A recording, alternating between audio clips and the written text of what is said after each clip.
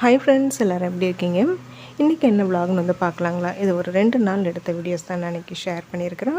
அப்புறம் இதில் வந்து சூப்பரான ரொம்ப சிம்பிளான ஒரு சிக்கன் கிரேவி ரெசிபி இதில் வந்து நான் ஷேர் பண்ணியிருக்கிறேன். 2-3 சிஸ்டர் ரெசிபி கேட்டிருந்தாங்க, அவங்களுக்காக இதில் வந்து நான் ஷேர் பண்ணியிருக்கிறேன். இப்போ பார்க்குறது திங்கட்கிழமை அன்றைக்கி எடுத்தது. அதுக்கப்புறம் முதல் நாள் வந்து ஞாயிற்றுக்கிழமை அன்றைக்கி தான் இந்த சிக்கன் ரெசிபியை வந்து ஷேர் பண்ணியிருந்தேன். அப்படியே உல்ட்டாவாக திங்கட்கிழமை முதல் நாள் அடுத்தது ஞாயிற்றுக்கிழமை அன்றைக்கி எடுத்த அந்த ரெசிபி வந்து நான் ஷேர் பண்ணியிருக்கிறேன்.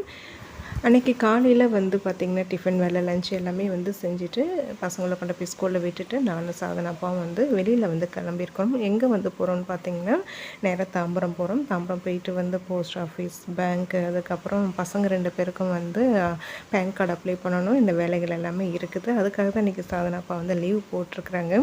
மேக்ஸிமம் அவங்க லீவு போட்டாலே வீட்டில் ரெஸ்ட் எடுப்போம் அப்படிங்கிறதெல்லாம் கிடையாதுங்க. அந்த லீவ் நாளில் பெண்டிங் இருக்கிற என்னென்ன வேலைகளெல்லாம் அவங்களால பண்ண முடியுமோ அதை எல்லாமே வந்து பண்ணிவிடுவாங்க. மேக்ஸிமம் அதுக்காக தான் லீவ் வந்து போடுவாங்க.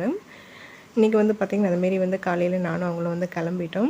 இன்றைக்கி நம்ம வீட்டு செம்பருத்தி மரத்தில் நிறைய செம்பருத்தி பூ பூத்துருந்ததுங்க. கிட்டத்தட்ட ஒரு 9 பூ பூத்துருந்தது. எனக்கு பார்க்கவே ரொம்ப சந்தோஷமாக இருந்தது. ஃபஸ்ட் டைம் இவ்வளோ பூ வந்து பூக்குது. இது வரைக்கும் இவ்வளோ பூலாம் வந்து பூத்ததே கிடையாதுங்க. ஒரு நாளைக்கு 4 பூ 5 பூலாம் வந்து பூத்துருக்குது. ஆனால் இன்றைக்கி 9 பூ கிட்ட வந்து பூத்துருந்ததும். சாதனாப்பா வந்து பார்த்திங்கன்னா அவங்க கீழே இறங்கி வர கொஞ்சம் லேட்டானதுனால சும்மா இதெல்லாம் வந்து லைட்டாக வீடியோ எடுத்துகிட்டு இருந்தேன். பக்கத்து வீட்டில் வந்து அந்த மாமரத்தில் நிறைய பிஞ்சு இருக்குதுங்க. பார்க்கவே அவ்வளோ ஆசையாக இருக்குது. ஆனால் என்ன ஒன்று குரங்கு தாங்க வைக்க மாட்டேங்குது. குரங்கு எல்லாத்தையும் வந்து பிச்சு கிடாசிடுது. எங்கே வெளியில் கிளம்புற மாதிரினாலும் ஃபஸ்ட்டு கோயில் போயிட்டு போவோம். சரி கோயில் போகிறோமேட்டு ஒரு 4 பூ பறிச்சுக்கிட்டேன். விநாயகர் கோயிலுக்கு தான் போகும். விநாயகர் வச்சு சாமி கும்பிட்டுட்டு போகலான்ட்டு பறிச்சிட்டேன். இந்த சம்மரில் மட்டும் நம்ம வாசல் பார்த்திங்கன்னா அவ்வளோ பளிச்சுன்னு நல்லாயிருக்குங்க. பாப்பா வந்து நல்லா சுத்தமாக பெருக்கி விட்டுருவா. பார்க்கவே ரொம்ப நல்லாயிருக்கும். திங்கட்கிழமை 7:30 ராவகாலம் இல்லைங்களா? 9 மணிக்கு மேலே தான் வந்து கிளம்பணும். ஏன்னா ஏதாவது ஒரு நல்ல காரியம் பண்ணுறது மாரி இருந்தாலும் நல்ல நேரத்தில் பண்ணால் ரொம்ப நல்லது. அதனால ராவகாலம் கழித்து நாங்கள் 2 பேரும் வந்து கிளம்பணும். ஃபஸ்ட்டு தாம்பரம் தான் வந்து போகிறோம். தாம்பரம் போய் தான் எப்போதுமே நாங்கள் வந்து அகல் விளக்கு வந்து வாங்குவோம். நம்ம மொத்தமாகவே வந்து அகல் விளக்கு வாங்கிட்டு வந்து வீட்டில் வச்சுருப்போம். ஒரு 500 1000 வாங்கிட்டு வந்து வச்சுருவோம். கோயிலுக்கு எப்போதுமே வந்து புது அகலில் தான் நாங்கள் வந்து விளக்கு ஏற்றுறது வழக்கம். அதனால் மொத்தமாக வந்து வாங்குறதுனால தாம்பரம் வந்து அங்கே வாங்கிறது அங்கே கொஞ்சம் ரேட் கம்மியாக இருக்கும். நம்ம கோயிலுக்கு வெளியில் வைக்கிற அகல் விளக்குலாம் வாங்கினோம்னா 4 10 ரூபா இல்லை 5 20 ரூபா அதுமாரி தான் வந்து வைப்பாங்க. ஒவ்வொரு இடத்துக்கும் தகுந்த மாதிரி ரேட் அதிகமாக இருக்கும். அதிக ரேட் கொடுத்து நம்ம வாங்குறதுக்கு அதுக்கு மொத்தமாக நம்மளே வாங்கிட்டு வந்து வீட்டில் வச்சுக்கலாம் அப்படின்ட்டு தான் எப்போதுமே இப்படிமாரி வாங்கி வச்சுருவோம். நாங்கள் எப்போதுமே வந்து தீபம் வழிபாடு ரொம்ப அதிகமாக வந்து பண்ணுவோம். அதுக்கு அகல் அதிகமாக வந்து தேவைப்படுங்கிறனால இப்படி வாங்கிடுறது. இன்றைக்கி இதுமாரி ஒரு 1500 அகல் கிட்ட வந்து வாங்கணும். இங்கே வாங்கும்போது ஹோல்சேல் மொத்தமாக வாங்கும்போது வந்து ரேட் ரொம்ப கம்மிங்க. ஒரு அகல் ₹1.20 வந்து கொடுப்பாங்க. அகல் சைஸ் வரியாக இருக்குது. 2ஆம் நம்பர் 3ஆம் நம்பர் 4ஆம் நம்பர் 5ஆம் நம்பர்னு சைஸ் வரியாக இருக்குது. நாங்கள் வாங்குறது 4ஆம் நம்பர் சைஸு. அது வந்து ஒரு அகல் வந்து பார்த்திங்கன்னா ₹1.20 வந்து போட்டு கொடுப்பாங்க. எப்போதுமே அந்த தாத்தாட்ட ஏதாவது வாங்குவோம். நான் எப்போ வாங்குவதாலும் மொத்தமாக வாங்குறதுனால ஏதாவது ஒரு குட்டி பாத்திரமாவது வந்து ஃப்ரீயாக வாங்கிடுவேன் அவர்கிட்ட பேசி. அதுக்கப்புறம் வந்து எக்ஸ்ட்ரா ஒரு பானையும் ஒரு சின்னதாக ஒரு சட்டியும் வந்து வாங்கினேன். அது பைசா கொடுத்து வாங்கிட்டேன். பானை பார்த்ததுமே இன்னும் டக்குன்னு வாங்கணும்னு தோணுச்சு. அதனால் வந்து இது வாங்கினேன். இந்த குட்டி சட்டியும் இந்த பானையும் தான் வந்து ₹100 சொன்னாங்க. ரேட் அதிகமாக சொன்னாங்க. அப்புறம் கொஞ்சம் கம்மி பண்ணி ₹100 வந்து கொடுத்தாங்க.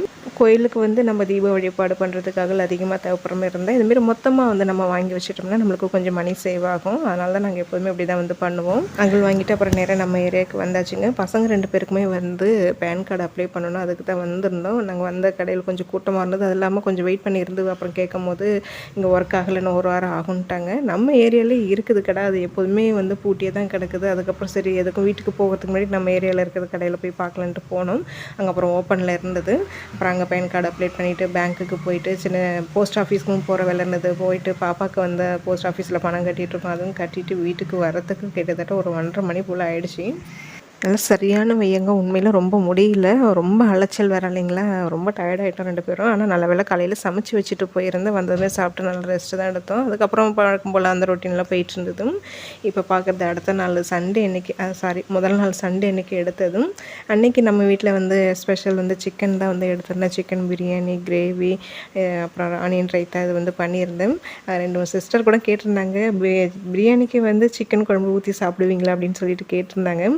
எனக்கு இந்த தாளிச்சாவோட எனக்கு இந்த பிரியாணிக்கு கண்டிப்பாக சிக்கன் வாங்கினோன்னா கொஞ்சமாவது வந்து அந்த கிரேவி வச்சு அதில் ஊற்றி சாப்பிட எனக்கு ரொம்ப பிடிக்கும். அதனால் எப்போதுமே வந்து நான் பிரியாணி செஞ்சேன்னா கண்டிப்பாக கிரேவி வந்து பண்ணிவிடுவேன்.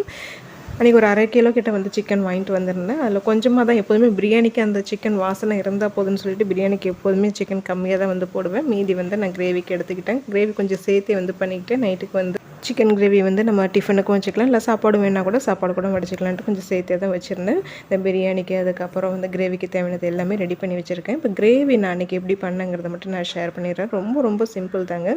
ஒரு மிக்ஸி ஜாரில் ஒரு 2 மீடியம் சைஸ் வந்து தக்காளி, ஒரு பெரிய வெங்காயம், ஒரே ஒரு பச்சை மிளகா. அது ரொம்ப காரமாக இருக்கிறதுனால ஒரு பச்சை மிளகா சேர்த்துக்கிட்டேன். காரம் கம்மியாக இருந்தால் 2 பச்சை மிளகா சேர்த்துக்கோங்க. அந்த ஃப்ளேவர் ரொம்ப நல்லாயிருக்கும். அப்புறம் மிளகாய் தூள் வேறு வந்து சேர்ப்போம் இல்லைங்களா, அது காரம் உங்களுக்கு எவ்வளோ தேவையோ அதுக்கு தகுந்த மாதிரி சேர்த்துக்கோங்க. இது கூடவே புதினாவும் மல்லியும் சரி அளவாக இருந்தால் நல்லாயிருக்கும். எது கூட குறைச்சாலும் பிரச்சனை இல்லை. 2 சேர்த்து ஒரு கைப்பிடி அளவு எடுத்துக்கோங்க. 2 ஏலக்காய், ஒரு கிராம்பு, ஒரு 1/4 ஸ்பூன் வந்து சோம்பு, இது எல்லாமே சேர்த்து நல்லா மைய அரைச்சி எடுத்துக்கோங்க. பார்த்திங்கன்னா ஒரு சைடு பிரியாணி செஞ்சுக்கிட்டே தான் இன்னொரு சைடு வந்து இது சிக்கன் கிரேவிக்கு ரெடி பண்ணிகிட்டு இருந்தேன். பிரியாணி ரெசிபி வந்து நான் வீடியோ எடுத்துருக்கிறேன், அதை இன்னொரு விலாகில் வந்து நான் ஆட் பண்ணுறேன். இந்த கிரேவி வந்து குக்கரில் தான் வந்து பண்ண போகிறேன். குக்கரில் செய்யும்போது வேலை சட்டுன்னு முடிஞ்சிடும். குக்கரில் தேவையான அளவுக்கு எண்ணெய் சேர்த்து இந்த பட்டை, கிராம்பு, ஏலக்காய், சோம்பு இதெல்லாம் போட்டு தாளிச்சதுக்கப்புறமா ஒரு சின்ன சைஸ் வெங்காயம் நல்லா பொடியை கட் பண்ணி வச்சுருந்தேன். அதை சேர்த்து நல்லா பொன்னிறமாக வதங்கினதுக்கப்புறமா ஒரு ஸ்பூன் இஞ்சி பூண்டு விழுது, அப்புறம் நம்ம அரைச்ச விழுது வந்து நம்ம சேர்த்துக்கணும். இந்த பேஸ்ட் எல்லாமே நம்ம பச்சையாகவே அரைச்சிருக்கனால கொஞ்சம் லைட்டாக எண்ணெய் பிரிஞ்சு வர அளவுக்கு வந்து வதக்கிக்கணும். இது கூடவே வந்து பார்த்திங்கன்னா கொஞ்சமாக கரம் மசாலா, மஞ்சள் தூள், குழம்பு மிளகாய் தூள், காரத்துக்கு தகுந்த மாதிரி சேர்த்துக்கோங்க. கலருக்காக காஷ்மீரி மிளகாய் தூள் வந்து சேர்த்துருக்கிறேன். இது எல்லாமே நீங்கள் சிக்கன் எவ்வளோ எடுக்கிறீங்களோ அதுக்கு தகுந்த மாதிரி கூட குறைச்சி நீங்கள் மசாலா எவ்வளோ சேர்ப்பீங்களோ அதுக்கு தகுந்த மாதிரி வந்து சேர்த்துக்கோங்க. கூடவே நான் எப்போதுமே வந்து சிக்கனாக இருந்தாலும் சரி, மட்டனாக இருந்தாலுமே நான் வந்து கடலைப்பருப்பு வந்து சேர்த்துப்பேங்க. சேர்க்கும் போது அதோடய ஃப்ளேவர் இன்னும் ரொம்ப நல்லாயிருக்கும், டேஸ்ட்டாகவும் இருக்கும். இது வேணும்னா சேர்த்துக்கோங்க, இல்லாட்டினா ஸ்கிப் பண்ணிக்கோங்க. தேவையான அளவுக்கு உப்பு இது எல்லாமே சேர்த்து மசாலா வந்து அந்த பச்சை வடைலாம் போய் லைட்டாக எண்ணெய் பிரிஞ்சு வர அளவுக்கு வதங்கினதுக்கப்புறமா நம்ம க்ளீன் பண்ணி வச்சுருக்கிற சிக்கனை சேர்த்து அதை ஒரு மீடியம் ஃப்ளேமில் ஒரு 5 நிமிஷம் வந்து நல்லா வதக்கிக்கலாம். அதுக்கப்புறமா வந்து தேவையான அளவுக்கு நம்மளுக்கு கிரேவி எந்த அளவுக்கு திக்னஸ் வேணுமோ அதுக்கு தகுந்த மாதிரி வந்து தண்ணி சேர்த்து ஒரு 2 விசில் வச்சு இறக்கிட்டாலே சிக்கன் கிரேவி சூப்பராக ரெடி ஆகிடுங்க.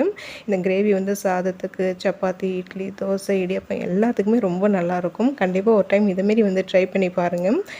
இதை நான் அடிக்கடி வந்து செய்வேங்க. சாதனாக்கு இந்த மெத்தடில் செஞ்சோன்னா ரொம்ப விரும்பி சாப்பிடுவேன். அதனால் நான் அடிக்கடி செய்வேன். டேஸ்ட் வேறு லெவலில் இருக்கும். கண்டிப்பாக நீங்கள் ட்ரை பண்ணி பார்த்துட்டு எனக்கு கமெண்ட் பண்ணுவீங்க பாருங்கள். நீங்களே உங்களுக்கே பிடிக்கும் இது கண்டிப்பாக. ஒரு சைடு வந்து பார்த்திங்கன்னா பிரியாணி ரெடி பண்ணிக்கிட்டே தான் இன்னொரு சைடு வந்து அந்த கிரேவி ரெடி பண்ணிகிட்டு இருந்தேன். சமையல் வேலையை பார்த்துட்டு வழக்கம் போல தாங்க நம்ம பாத்திரம் விளக்குறது, க்ளீன் பண்ணுறது எல்லாமே வந்து பண்ணிகிட்டு இருந்தேன். இந்த பிரியாணிக்கு தாளிச்சாலாம் செஞ்சு இன்னும் ரொம்ப வருஷம் ஆகுதுங்க. தாளிச்சா வந்து பார்த்திங்கன்னா இந்த மட்டனில் செஞ்சால் எனக்கு ரொம்ப பிடிக்கும். நான் மட்டன் ரொம்ப எடுக்கிறதே கிடையாது. ஒரு சிஸ்டர் கூட வந்து கேட்டிருந்தாங்க, ஏன் நீங்கள் மட்டனே எடுக்க மாட்டேங்கிறீங்க, மட்டன் உங்களுக்கு பிடிக்காதான்னு வந்து கேட்டிருந்தீங்க. மட்டன் எனக்கு ரொம்ப ரொம்ப பிடிக்குங்க. நான் இருக்கிற ஏரியாவில் அந்த மட்டன் வந்து அந்தளவுக்கு எனக்கு பிடிக்க மாட்டேங்குது, ஒரு மாதிரியாக இருக்குது. அது டேஸ்ட் வந்து எனக்கு பிடிக்கலனாலே நான் ரொம்ப வாங்கிறது இல்லை. ஊர் சைடு கிடைக்கிற மட்டன் அது ரொம்ப நல்லாயிருக்குங்க. நல்லா ஊருக்கு போனால் தான் மட்டன் சாப்பிட்றது. இங்கே நான் ரொம்ப ரேர் தான். இங்கெல்லாம் நான் எடுக்க மாட்டேன் அவ்வளோ சீக்கிரம். எனக்காவது ரொம்ப ஆசையாக இருக்குது சாப்பிடணும் போல் இருந்ததுன்னா சும்மா ஒரு 200-300 ரூபாய்க்கு வாங்குவோம், அவ்வளோதானே தவிர மட்டன் எனக்கு ரொம்ப ரொம்ப பிடிக்கும். பார்த்திங்கன்னா சிக்கன்லாம் நல்லா வதங்கினதுக்கப்புறமா நல்லா தண்ணி சூடு பண்ணி வச்சுருந்தேன். வேலை சீக்கிரம் முடியணுங்கிறதுக்காக தேவையான அளவுக்கு வந்து அந்த சுடு தண்ணியை ஊற்றி ஒரு 2 விசில் வச்சு இறக்கிட்டோம்னாலே சிக்கன் கிரேவி ரெடி ஆகிடும். அன்றைக்கி பிரியாணி ரைஸ் பாஸ்மதி ரைஸில் தான் வந்து பண்ணியிருந்தாங்க. அன்றைக்கி பிரியாணி ரொம்ப சூப்பராக வந்துருந்தது, டேஸ்ட் வேறு லெவலில் இருந்தது. அதுவும் ரொம்ப சிம்பிளான மெத்தடு தான். அதுவும் நான் ரெசிபி வீடியோ எடுத்துருக்கிறேன், நான் நெக்ஸ்ட் விலாகில் ஆட் பண்ணுறேன். இன்றைக்கி பிரியாணிக்கு தொட்டுக்கிறதுக்கு வந்து முட்டை, அப்புறம் வந்து ஆனியன், கேரட் போட்டு ரைத்தா பண்ணியிருந்தேன். குக்கும்பர் தான் வாங்கிட்டு வர மறந்துட்டேன். குக்கும்பர்லாம் இருந்ததுன்னா கேரட்டு, குக்கும்பர், ஆனியன், அப்புறம் புதினா ஒரு 4 இலை, அதுக்கப்புறம் ஒரு பச்சை மிளகாய் அதெல்லாம் கிள்ளி போட்டு ரைத்தா பண்ணும்போது டேஸ்ட் ரொம்ப நல்லாயிருக்கும். எனக்கு இந்த ரைத்தா ரொம்ப பிடிக்கும். சில பேருக்கு அந்த பிரியாணிக்கு இந்த சிக்கன் கிரேவி ஊற்றி சாப்பிட்றது அந்தளவுக்கு அந்த காம்போ வந்து பிடிக்காது. ஆனால் எனக்கு ரொம்ப பிடிக்குங்க. எப்போதுமே பிரியாணிக்கு அந்த காம்பினேஷன் வந்து பண்ணுவேன். சிக்கன் கிரேவினா எனக்கு ரொம்ப பிடிக்கும். இன்றைக்கி அப்படி தான் வந்து பண்ணியிருந்தேன். இந்த முட்டை வேக வைக்கிற தோல், அதுக்கப்புறம் இந்த வாழைப்பழம் வாங்கிட்டு வந்த அந்த தோலெல்லாம் வந்து இப்போ பார்த்திங்கன்னா வெயிலில் காய வச்சுட்டு இருக்கிறேன். வீடியோவில் வந்து பார்த்திங்கன்னா அந்த பூச்செடியெல்லாம் நல்லா பூக்கிறதுக்கு வந்து ஒரு ஃபெர்டிலைசர் வந்து காமிச்சிருந்தாங்க எப்படி பண்ணணுங்கிறது. அதுக்கு தான் நானும் அதை பார்த்து தான் வந்து ரெடி பண்ண போகிறேன். கண்டிப்பாக இதை ரெடி பண்ணுறதை நான் வீடியோ எடுத்து நான் ஷேர் பண்ணுறேன். இப்போ நல்லா வெயில் அடிக்கிறதுனால அப்பப்போ என்னென்ன காய வைக்கணுமோ ஞாபகம் இருக்கிறதுலாம் அப்போ தோணும் போதெல்லாம் டக்குன்னு எடுத்து காய வச்சு எடுத்து வைக்கிறேங்க. அப்போ தான் பூச்சி வண்டு பிடிக்காமல் இருக்கும். அப்புறம் இந்த ஊருக்காலாம் செஞ்சு கொடுத்தாமல் ரொம்ப நாள் ஆகிடுச்சு, ஃப்ரிட்ஜிலே வச்சுருந்தேன். சரி அதெல்லாம் கொஞ்சம் வந்து வெயிலில் காய வச்சு எடுத்து வச்சிடலாமேன்ட்டு அதெல்லாம் வந்து பண்ணிகிட்டு இருந்தேன்.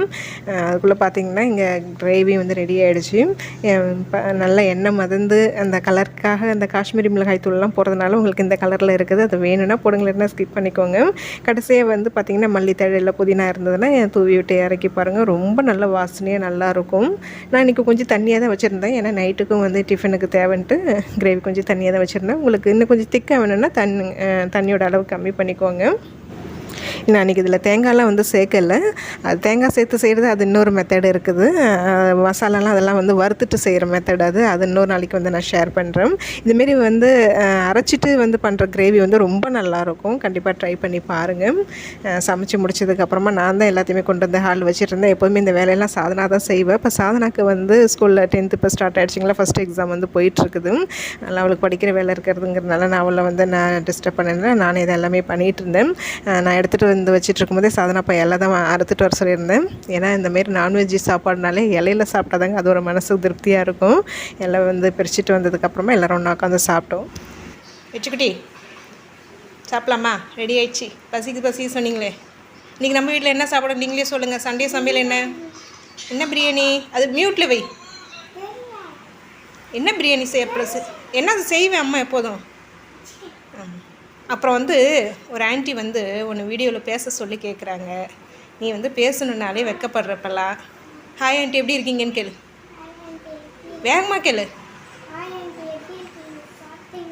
இப்போ போய் சாப்பிட்டீங்களான்னு கேட்டிங்கன்னா நல்லா இருக்கீங்களா, நீங்கள் என்ன ஊரில் இருக்கீங்கன்னு கேளு.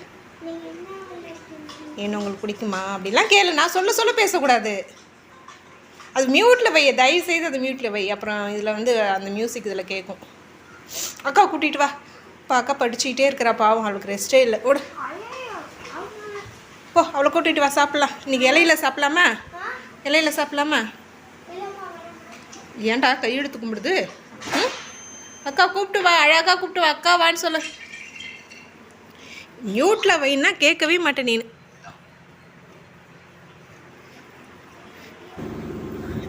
இன்றைக்கி பார்த்திங்கன்னா ஒரு சிம்பிளான ஒரு விலாகாக தாங்க வந்து நான் ஷேர் பண்ணியிருக்கிறேன். இல்லை ஒரு யூஸ்ஃபுல்லான ஒரு ரெசிபி வீடியோ நான் ஷேர் பண்ணியிருக்கிறேன். கண்டிப்பாக ட்ரை பண்ணி பாருங்கள். நாளைக்கு இன்னொரு இன்ட்ரெஸ்டிங்கான ஒரு விலாகில் வந்து பார்க்கலாம். உங்களுக்கு நம்ம வீடியோஸ் வந்து பிடிச்சிருந்தா கண்டிப்பாக லைக் பண்ணுங்கள். அப்படியே வந்து கமெண்ட்டுக்கு மேலே இருக்க அந்த ஹை பட்டனும் வந்து கண்டிப்பாக கொடுங்க. நம்ம வீடியோஸை உங்கள் ஃப்ரெண்ட்ஸ் அண்ட் ஃபேமிலிக்கும் வந்து ஷேர் பண்ணுங்கள். இன்னொரு விலாகில் வந்து பார்க்கலாம்.